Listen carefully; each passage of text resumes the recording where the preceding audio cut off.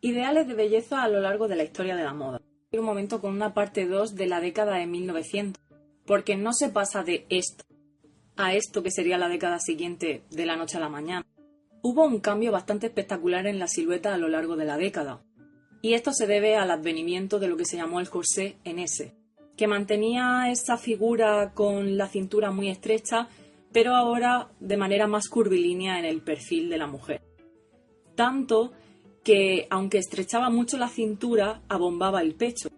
Y a este pecho se lo empezó a llamar pecho de paloma.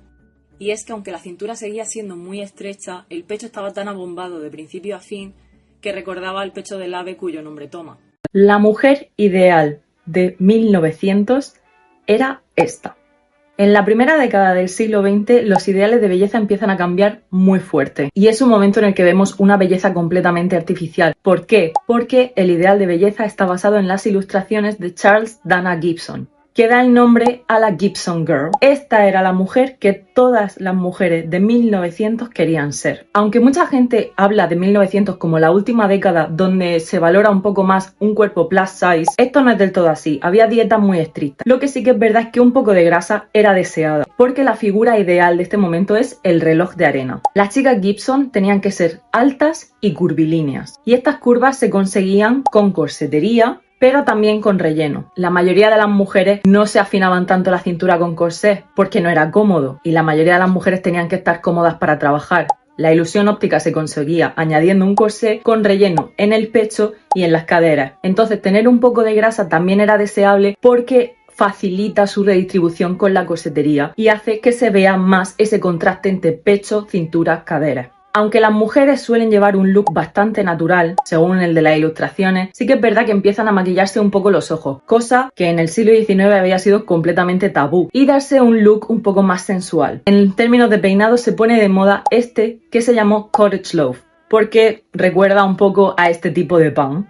La cabeza tenía que ser grande y eso se veía tanto en el peinado como en los sombreros. Y para modelos y actrices, normalmente, para resaltar todavía más esa figura de reloj de arena, lo que se hacía era alterar la fotografía. ¿No habéis visto esas fotografías de mujeres eduardianas con una cintura imposiblemente pequeña? La mayoría de mujeres no podían acercarse a esa cintura. Había algunas que sí, como si siempre era actriz, pero porque no estaba bien la mujer. Entonces esto se conseguía alterando la fotografía, pintando para sobresaltar las caderas y afinar la cintura sobre el negativo de la fotografía antes de revelarla. ¿Cómo era la mujer ideal de 1910? En la década anterior se ve una figura muy curvilínea y muy extravagante. En 1910 esto se va afinando. Tenemos que considerar esta década la década de transición entre la moda de 1900 y la moda de 1920. Y todo vamos a ver que está un poco por en medio. En la década de 1910 se empieza a ver una figura sencilla. Se pone muy de moda la delgadez. Si en 1900 se llevaba la curva, la voluptuosidad, ahora no. Se llevaba una figura petit con poco pecho. Os sonará de los años 20 también. Pues empieza por aquí. La cintura se sigue resaltando un poco, pero no de la manera tan agresiva que lo había hecho en la década anterior. Y en términos de maquillaje, la industria cosmética empieza a efervescer. Aunque muchas mujeres seguían llevando solo polvos y colorete, hay cada vez más mujeres de estilo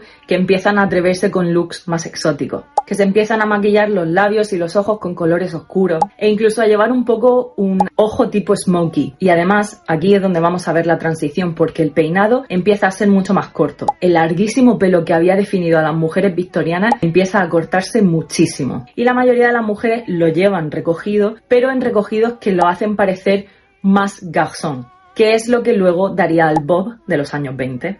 La mujer ideal de los años 20 era ella. Durante la década de los años 20 el canon de belleza empieza a cambiar muchísimo. De repente se pone de moda un tipo de mujer que no se había visto nunca antes en el ideal de moda. Un punto importante es que mucha gente piensa que en los años 20 es cuando se pone de moda estar delgada. Pero no necesariamente. Lo que se pone muy de moda es ser baja y tener el pecho plano, aunque todavía gustan un poco los muslos y los brazos más rellenos. Alguien, por ejemplo, que tiene este tipo de cuerpo era Clara Bow, que bueno, estaba más delgada que las mujeres de a pie porque era actriz y lo tenía en el contrato puesto. Por supuesto, a base de esto la corsetería cambia mucho. Creíais que en los años 20 se dejaba llevar el corsé, ¿verdad? Pues no. Lo que pasa es que cambia de ser así a esta otra forma. Claro, porque antes se utilizaba para alcanzar esa figura más curvilínea y ahora se utiliza para aplanar la barriga y disimular las caderas para dar esa forma de rectángulo perfecto que se busca en los años 20. Algunas mujeres sí lo descartaron, pero no fueron demasiadas y sobre todo era muy popular con las mujeres plus size que normalmente tenían más barriga y más pecho y por tanto no entraban en el ideal rectangular. Sin embargo, el corsé ya no se utiliza para sujetar el pecho, que había sido su objetivo primordial a lo largo de la historia, y ahora sí se introduce el sujetador. Concretamente este sujetador tipo bandeau, que también se utiliza para aplanar el pecho. El pelo ya había estado acortándose, pero ahora llegamos de verdad al momento de pelo corto. Y algunas mujeres es verdad que no se lo cortan y lo siguen llevando largo, pero peinado de manera que pareciese corto. Claro, imagínate que tú te has pasado toda la adolescencia creciendo el pelo hasta la cintura y de repente se pone de moda el bob.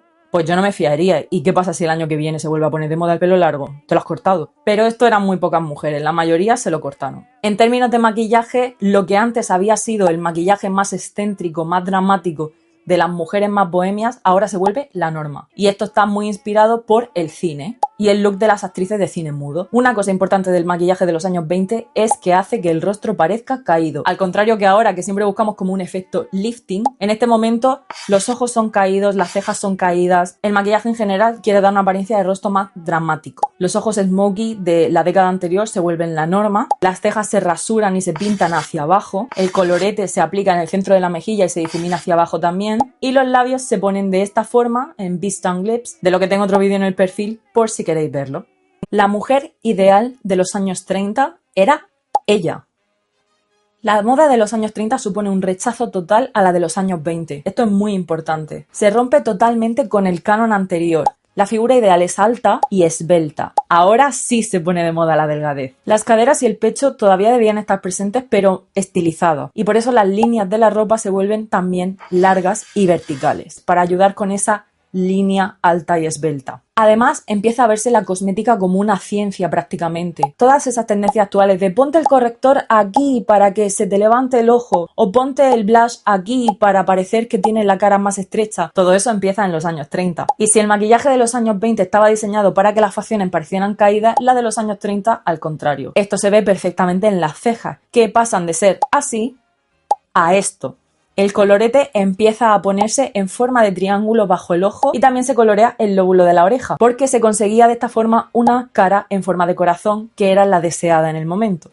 Tenemos que acordarnos que esto se considera en este momento una vuelta a la feminidad. Mucha gente pensaba que en los años 20 las mujeres se habían masculinizado y que había que volver a la feminidad tradicional. ¿Os suena de alguna época que estéis viviendo por casualidad? ¿Quién sufrió más, Jesucristo que lo crucificaron o yo, que tengo que ver cómo ese discurso se repite cada 10 años? Como querían que las mujeres volvieran a ser muy mujeres y muchas mujeres, entonces el pelo se vuelve suave. No se vuelve largo. En los años 30 sigue estando de moda el pelo corto, pero ahora en vez de tener el estilo geométrico del Art Deco de los años 20, se ponen de moda las ondas y aunque el pelo es corto tiene que ser blandito, suave, mullido. Los zapatos de los años 30 tenían dos estilos principales. Tenemos que recordar que debido al crack del 29, los años 30 son una época de máxima pobreza. En Estados Unidos, para 1933, un cuarto de la población está desempleada y más o menos un 50% viviendo en condiciones de pobreza. Hollywood, en su solidaridad histórica, lo que hace es glamorizarse todavía más, siendo esta una de las épocas de más exceso en el cine, que ellos justificaban diciendo que querían crear un escapismo para la población. Y en estos círculos vemos cómo crecen los tacones, que a ver, no llegarían a ser tan altos como los de los años 40 con la plataforma o los de los años 50 con el estileto.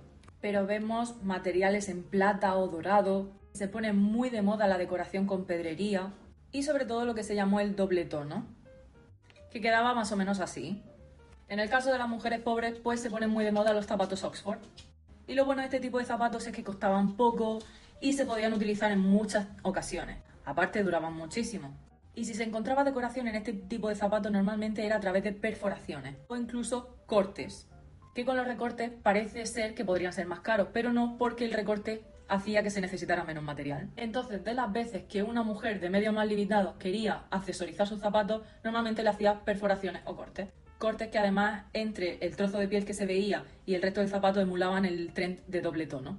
¿Cómo podemos distinguir entre la moda de los años 30 y la moda de los años 40? Hace un tiempo hice un pequeño test donde ponía diferentes vestidos y os animaba a intentar discernir de qué décadas eran. Y una gran mayoría de personas se equivocaron con este, que es de los años 30 y muchos dijeron que era de los años 40. Así que voy a hablar un poco de las diferencias entre la moda de los años 30 y de los años 40, y aunque obviamente no puedo hablar de todas porque no hay tiempo, voy a dar unos tips para que se diferencien fácilmente. Y dejaremos la profundización para un vídeo más largo en la aplicación con un rectángulo rojo y un botón de reproducción blanco. Para organizar la conversación voy a centrarme en la foto que enseñé y que la mayoría de la gente confundió. Para empezar, una cosa que tenemos que tener en cuenta entre los años 30 y los años 40 es la longitud del pelo de las mujeres. Durante los años 30 el pelo sigue siendo muy corto, aunque muchas veces no tan corto como en los años 20, se sigue llevando un bob un poco más largo que en los años 20, normalmente entre el oído y un poco por debajo de la mandíbula, y con el pelo rizado. En los años 40 se mantiene el pelo rizado, pero el pelo es muy largo. Claro, esto se debía a que muchos productos cosméticos durante los años 40 fueron racionados por la guerra. ¿Y qué pasa? Que las mujeres pues revierten a formas de ser convencionalmente atractiva y convencionalmente femenina que están a su alcance. Cosas que no les pueden racionar, como el pelo largo. Entonces, si veis a una mujer y normalmente lleva un bob rizado, eso es muy probable que sea de los años 30. Pero si veis a una mujer con el pelo largo, esa es de los años 40, sobre todo si tiene Victory Rolls. Luego, los zapatos. Esto lo dije en un vídeo de hace poco, pero en los años 30 se pone muy de moda el doble tono en los zapatos. Es decir, que hay una gran posibilidad de que si veis este tipo de zapatos con dos colores diferentes, eso sea de los años 30. Obviamente en los años 40, sobre todo al principio, las mujeres todavía seguían llevando esto. En la moda nada desaparece de sopetón. Todo es un cambio gradual. Todo se termina reciclando y todo termina volviendo. Pero sí que es verdad que generalmente lo vamos a ver en los años 30 y no tanto en los 40. Finalmente tenemos la longitud de la falda. Y es que en los años 30 hay como una vuelta a una feminidad un poco más tradicional que la que se había visto en los años 20. La falda y los vestidos son ajustados, pero normalmente las faldas son muy largas, maxi o como mucho a mitad del gemelo. Vemos algunas que son todavía más cortas, pero esto es conforme nos acercamos a los años 40. En los años 40, sin embargo, vemos que hay faldas más cortas. A ver, cortas, no se llega a ver la rodilla, pero son justo por debajo de la rodilla, más altas que en los años 30. Es importante saber esto. Sí eran más cortas, pero la rodilla no se ve en los años 40 y no hay minifaldas en los años 40. Eso no ocurriría hasta los años 60. La mujer ideal de los años 40 era ella. En los años 40 hay un nuevo conflicto mundial que hace que los cánones de belleza empiecen a cambiar muy rápidamente. En los años 30 ya hablamos de que los discursos totalitarios habían contribuido a una estética muy tradicionalmente femenina. Pero ahora buena parte del esfuerzo de guerra necesita de otro tipo de mujer. Entonces, cuando empieza el conflicto, la mujer invade ámbitos que antes habían sido totalmente masculinos. Ingeniería, industria, mecánica. De hecho, aquí hay una foto de la princesa Isabel, la que luego sería Isabel II de Inglaterra, que fue mecánica durante la guerra. Y claro, estos nuevos ideales y esta nueva necesidad social, pues, crea otra estética. Ahora la mujer no tiene que ser simplemente delgada y elegante, se busca una mujer fuerte. Y es cuando vemos que por primera vez se incluye el músculo en el ideal femenino. Se ponen de moda los hombros anchos, que esto se ve mucho en la moda por las sombreras, que aunque no se inventan en los años 40 se ponen muy de moda. Y Esther Williams se vuelve una de las mujeres más deseadas. Esther Williams, que había sido renombrada por ser nadadora olímpica y que se vuelve una estrella de cine durante los años 40. Para que veáis hasta qué punto llega la glamurización del atletismo y de la fuerza en las mujeres. Además, el glamour de momento tenía mucho que ver con el racionamiento durante la guerra. Las grandes marcas que se habían visto en el Hollywood de los años 30 ahora ya no se ven y se persigue otro tipo de glamour. Sin embargo, el pintalabios rojo nunca desaparece. ¿Por qué? Porque cierto señor genocida de Alemania no es fan del pintalabios rojo. Recordemos que normalmente las estéticas totalitarias son tradicionales y por tanto muchas veces tienen un gusto por una feminidad callada, sutil, natural, que es por ejemplo también lo que se está viendo mucho en el discurso de Tradwife con el clean look y el no makeup look. ¿Qué ocurre entonces? Pues que los americanos dicen que no te gusta el rojo, pues toma. Y marcas como Elizabeth Arden desarrollan una tonalidad de rojo concreta, que se vuelve parte del uniforme militar para las mujeres y que finalmente llega a todos los ámbitos de la sociedad. El Victory Red, pero como en el racionamiento cosas como las medias no eran accesibles, lo que las mujeres empiezan a hacer es tirar de las cosas que son tradicionalmente femeninas, pero que no están sujetas a cosas materiales. Y por esto, por ejemplo, se empiezan a dejar el pelo largo. Por primera vez en 20 años. En los años 20 se había llevado corto, en los años 30 se había llevado corto. ¿Pero qué es una buena forma de recurrir a la feminidad tradicional sin tener que gastar dinero? El pelo largo. Y estas fueron las características concretas que crean un modelo de mujer bastante nuevo, incorporando características tradicionalmente femeninas como lo del pelo largo o el pintalabios rojo, pero también características tradicionalmente masculinas, como el músculo. Realmente es que mirad los muslos de esta mujer. Una chula.